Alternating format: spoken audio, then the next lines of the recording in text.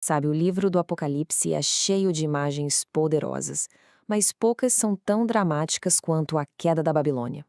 Vamos mergulhar no que uma interpretação específica revela sobre o julgamento final, uma prostituta misteriosa e uma besta de 7 cabeças. E a história não começa com um sussurro. Não. Começa com uma ordem retumbante que vem do céu. Essa única frase dá o pontapé inicial para uma série de julgamentos finais que acontecem de forma rápida e devastadora sobre a Terra. O primeiro ato desse drama cósmico é o julgamento direto de Deus. A interpretação que a gente está explorando descreve isso como 7 pragas terríveis, uma depois da outra, cada uma derramada de uma taça de ira. Cada uma dessas pragas é vista como um golpe simbólico, super bem direcionado, não é algo aleatório. Elas atingem a terra, os mares, os rios, até o sol, e culminam num ataque direto ao centro do poder da besta. E é aqui que a gente vê a reviravolta chocante na resposta humana. Mesmo diante de uma dor inegável e de um poder divino claro, não há arrependimento. Pelo contrário, a agonia deles se transforma em desafio e eles amaldiçam a Deus ainda mais. É fundamental entender que, nessa interpretação, esses julgamentos não são vistos como atos de fúria sem motivo.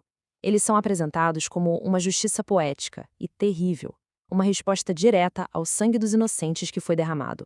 Mas olha, essas pragas são só o pano de fundo. Agora, o foco se volta para as figuras centrais que estão no coração desse conflito cósmico, começando com a famosa grande prostituta. Em seguida, encontramos essa figura-chave, a grande prostituta.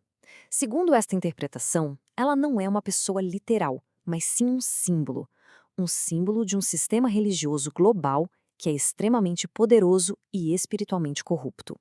E olha só os símbolos. Ela se senta sobre muitas águas, ou seja, controlando as nações. Ela está vestida com luxo, mostrando sua riqueza opulenta. E ela intoxica os líderes mundiais, o que revela sua profunda corrupção espiritual e política. Mas essa figura poderosa não age sozinha. Ela cavalga e tira seu poder de algo ainda mais sinistro, uma besta escarlate, coberta de nomes blasfemos que representa o verdadeiro poder por trás do trono. Essa descrição enigmática, era e não é e está para subir, é interpretada como um império que retorna dos mortos. Especificamente, a fonte o identifica como uma forma ressuscitada e demoníaca do antigo Império Romano, voltando ao cenário mundial. As 7 cabeças da besta têm um significado duplo fascinante. Elas não são apenas uma coisa.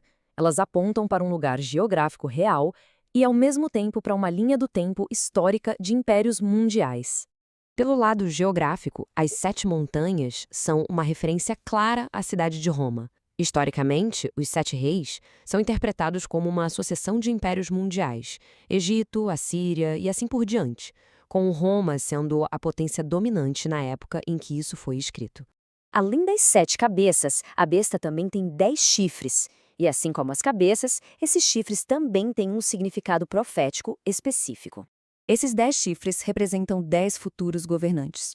Por um breve período, eles vão receber poder, mas farão algo impensável. Eles entregarão voluntariamente toda a sua autoridade a essa besta ressuscitada, unindo-se sob o governo dela. O que temos agora é uma superpotência global. O sistema religioso da Babilônia, de mãos dadas com o poder político-militar da besta. Juntos, eles parecem absolutamente invencíveis. Mas essa aliança tem uma falha fatal. Qual é o destino final dessa aliança tão poderosa? Não é uma conquista compartilhada. É uma traição chocante e brutal. Numa reviravolta impressionante, a própria besta e seus 10 reis, os mesmos poderes que apoiaram a Babilônia, vão se voltar contra ela e se tornar seus carrascos. O poder político se volta contra seu parceiro religioso com uma selvageria absoluta. Eles a despojam, a devoram e a queimam com fogo, apagando completamente o sistema que um dia lhes deu autoridade. Este é talvez o tema mais profundo de toda a visão.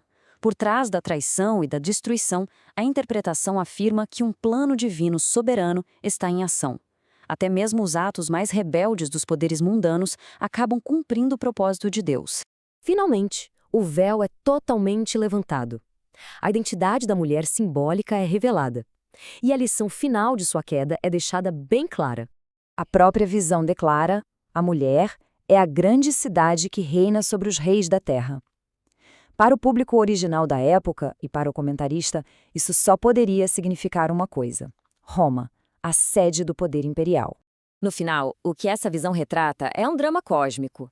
Ela argumenta que as alianças instáveis de poder político e religioso são, no fim das contas, apenas atores em um palco muito maior, uma história de julgamento final e controle divino soberano.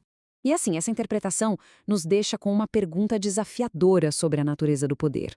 Se até mesmo a rebelião pode servir a um propósito divino, isso nos força a ver a história não apenas como uma série de eventos humanos, mas como uma narrativa complexa, com o autor oculto movendo as peças.